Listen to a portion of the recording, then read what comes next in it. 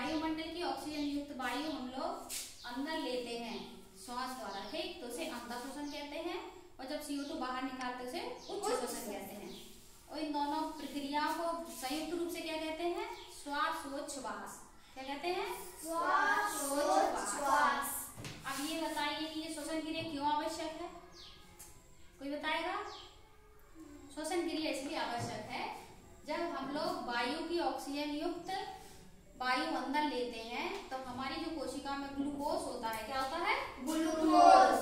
तो oxygen glucose के साथ क्रिया करके क्या बनाती है? कार्बन डाइऑक्साइड, जल और ऊर्जा, ठीक। कार्बन डाइऑक्साइड तो हम लोग क्या करते हैं? उच्छ्वास के द्वारा बाहर निकाल देते हैं, और जो ऊर्जा होती है उसको हम अपने दैनिक कार्यों के जो कार्य करते हैं उसमें उपयोग हो जाती है, ठीक। तो इसलिए हम लोग को श्वास क्या है? जरूरी है, क्योंकि हमें ऊर्जा भी लेनी है, ठीक।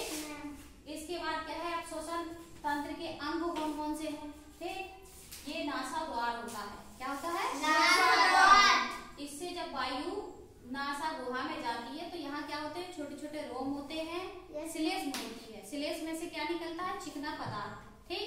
जब हम सांस लेते हैं तो धूल के कण, कीटाणु अंदर जाते हैं तो उन्हीं बालों में और श्लेष्म में चिपक जाते हैं, जिससे वो कहाँ नहीं जा पाते हैं? हमारे अंदर, ठीक। अंदर नहीं जा पाते, अंदर जाएंगे तो नुकसान करेंगे, ठीक। उसके बाद फिर कहाँ जाएगी ऑक्सीजन? वायु ग्रसनी में, ग्रसनी से होते हुए कहाँ जाएगी? श्वास नली में। अब श्वास नली और ग्रसनी के बीच में क्या होता है? एपिग्लोटिस। ये ढक्कन होता है, क्योंकि श्वसन और खाना जो खाते क्रिया लगभग एक साथ जब होती है, जब खाना गटकते हैं तो वो एपिग्लोटिस बंद हो जाता है, जिससे कि खाना हमारी श्वास नली में नहीं जा पाता है, ठीक। फिर श्वास नली आगे जाके कहाँ जाती है? दो फेफड़े होते हैं, दाएं और बाएं। फेफड़ों में श्वास नलिकाओं विभक्त हो जाते हैं, और जो नलिकाएं कहाँ विभक्त हो जाती हैं? वायु कूपिकाओं में।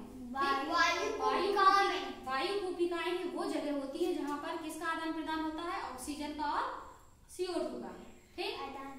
आदान प्रदान कैसे होता है? ऑक्सीजन, फेफड़े जो होते हैं ऑक्सीजन ब्लड को दे देते हैं, मिला देते हैं, और CO2 ले लेते हैं, ठीक है। उसके बाद डायफ्राम, जो डायफ्राम होता है ये क्या करता है? ये हमारे फेफड़ों को आधार प्रदान करता है। क्या प्रदान करता है? आधार, ठीक, आधार प्रदान। अब श्वसन क्रिया क्या होती है? जब वायु ऑक्सीजन युक्त वायु हम लोग सांस के द्वारा, नासा गुहा के द्वारा अंदर ग्रसनी से होती हुई कहाँ जाएगी? फेफड़ों में जाएगी, ठीक, श्वास नली से होती हुई। तो क्या होंगे? फेफड़े क्या होंगे? जब फेफड़े के अंदर हवा भरेंगे, सांस लेंगे तो फूलेंगे फेफड़े, ठीक। तो पसलियां कहाँ गति करेंगी? बाहर की ओर गति करेगी।